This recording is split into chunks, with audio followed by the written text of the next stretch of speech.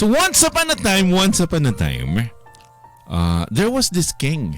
Okay? So once there was a king who was very fond of paintings. So gaka-amaze gini saya mag-appreciate sa mga paintings. Gaka-lingaw gini siya mag-atubang sa mga paintings. Okay, so the king was very fond of paintings.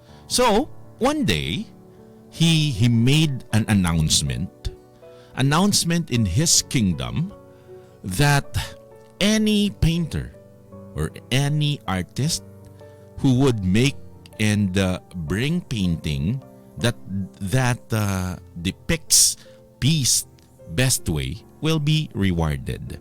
Okay, so amo nang announcement kung sino man ang pintor nga makapintada sang painting da bing nagapakita sang peace o pinakatahumbing nga daw peace be. Okay, nga makadepict sang peace best way will be rewarded. So, on the decided day na nagabot na tong time nga desisyon na ang mga works ng mga artist o sa mga pintor. Okay, on decided day, many painters reached the king's palace with their paintings. Dala-dala na nila ang mga obra maestra. Okay, dala na nila. So the king look at all the paintings. Tanaw ya mo no? Gid isa-isa tanaw. One by one. So at the end, he choose two of them. So ginpili na to, damo nagpadala mo. So nagpili na siya. And then may duwa na nga nabilin. So gin-eliminate niya na tong iban. So duwa na lang pilian. So he announced that one of those paintings, okay, sa duwa to, one of those paintings will be selected for reward. But before that, ang ina nga mga paintings dapat, those two paintings were kept on display for people to see. Oh, so before siya maghatag sang reward, okay, before niya desisyonan, kinanglan i-display anay. Okay, dapat makita sang tanan. So those two paintings were to kept on display for people to see. So many people come to see those selected paintings. So damo na nagkaladto, ginatanaw nila. Okay, gina-check nila kung diin ang mas nami nga nagapakita sang ginasiling nga peace. Okay, and gatanaw ng mga tao, damo nagatanaw. So the first painting was of a very beautiful, calm lake. So kakalmado nga lake, tapos ang tubig sang lake, the water of lake was so clear that even the inner surface of lake was visible. Grabe tinaw gid yang tubig. Tapos may mga icebergs existing around it.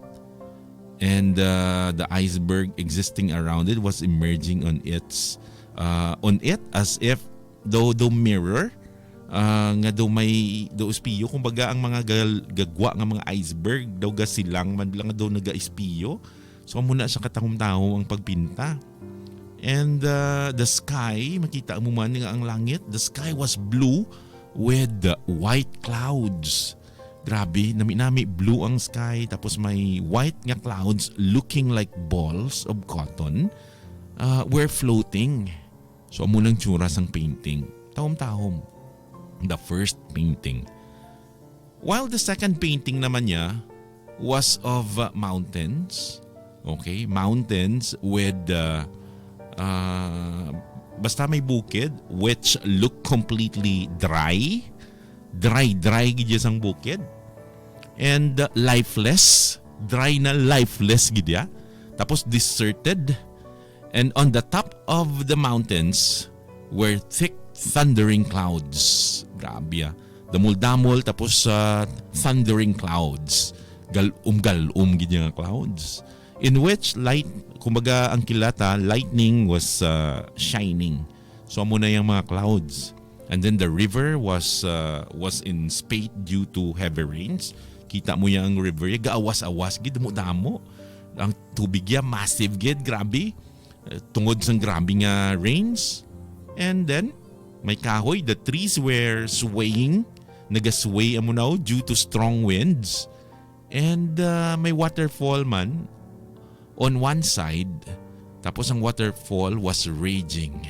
Grabe gagunos man ang falls. So amo nang tsura sang painting. So anyone who saw the first painting, sa mga nakakita sa unang painting, felt that there cannot be a better picture to depict peace than this. But kung baga nakita nila why na niya sang mas manami pa diya nga pagpakita sang kaayahay or kapayapaan sa sining painting. Why na diya may makalabaw pa. Okay, so amo nang gina-depict sang first nga painting. But they were confused. Na-confused sila about why the king chose the second one. Because kung nakita mo yung painting, okay, makita mo you would think that there was only disturbance in that painting. So na-confuse lang nga aging pili niya kahari ang ato yung ikaduwa nga painting man. Nga mo to yung pili yaman. So na-confuse sila, ga-wonder gid sila. Kaya kung tanaw mo yung painting niya, siyempre may galom, may bukid nga dry, wala gid ka buhi nga bukid, lifeless, ang suba gaawas-awas, may falls pa nga nagasigawak nga gahagunos ang tubig. So, tapos may trees nga nagasway-sway. So amo na. So everyone was confused, pero tanan man sila was sure that the first painting would win. So kabalo man sila nga ang una gini nga painting ang madaog. So sigurado sila. So after the public display, so tapos ng public display, so close na. So after the public display was closed, so the king got up. Okay, the king got up from his throne and announced that the prize would be given to the painter who made the second painting. Amo na yung announcement siya. So nag-wonder, na surprise sila, no? Tingalas lang ang ikaduha to yung nagdaog man. So na-announce na sang king nga ang nagdaog yung second nga painting. So everyone was in wonder. Ga tingala sila. Ga paminsar sang madalom kun nga. So one of the or one minister asked the king. Hindi gid siya kagwanta, ginpalapitan niya ang king. Pinalapitan niya. What is there in that painting? Ginpamangkot gid siya kagwanta mo. What is there in that painting that you decided to pick? Amo na ang ginpili mo nga amo na ang ginpili mo as a winner. Anong may ara dira? Where is peace in that painting? Diin ang peace sa ina nga painting. Amo nang pamangkot sang ministro. And the king went near the painting. Nagpalapit ang king. Naglakat siya. Hinay-hinay nga lakat pakadto sa painting and said, gintudlo iya sa minister. Linya, look, tanawablaw. Look at this tree. Okay, linya, tanawabla. Look at this tree bent to one side by the wind on the left side of the waterfall. Tanawan ni Blau. Nga ginahuyop sa hangin nga naga-bent saya on the side of the wind. Sa diri sa left side of the waterfall. Tanaway bila. Look at the nest on its branch. Tanaway bila may pugad sa iyang kwan, sa iyang sanga. Look, tanawaw may pugad. You see? You see how the bird is feeding its chicks. Gina-feed sang nanay nga bird ang iyang mga bata. Look, tanawabla, how the bird is feeding its chicks with such tenderness, calmness, and love. You see? Tenderness, calmness, and love. Then the king explained. Gin-explain niya para maintindihan gid.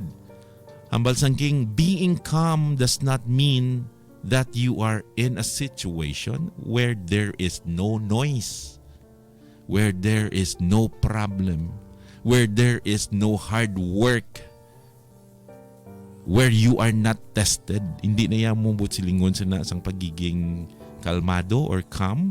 Hindi na silingon nga ara ka sa lugar nga wala sang sang noise, nga wala sang problema, where there is no hard work, where you are not tested. The true meaning of being peaceful is that you can be in the midst of all kinds of chaos. You are in the midst of all kinds of chaos, disturbance, chaos, and yet you remain calm. Focus on your work and moving towards your goal. So sang pagabati ni Nila mo na, everyone understood why the king had chosen the second painting. Wow. That's the end of our story tonight. So if you like the story tonight, I want you to react. Send your reaction sa story ta tonight. Padala nyo lang inyong mga reaction. Hindi ka mo mahuya. 0912-718-7011. Kung tanong learning sa story ta, everyone, ikaw, ako, tananta, wants peace in their life. But often we think of peace as something external. And ginapangita ta na, seek it in distant places whereas ang peace gali is entirely the inner consciousness of our mind. So send your reaction now sa text line 802 already. Good evening.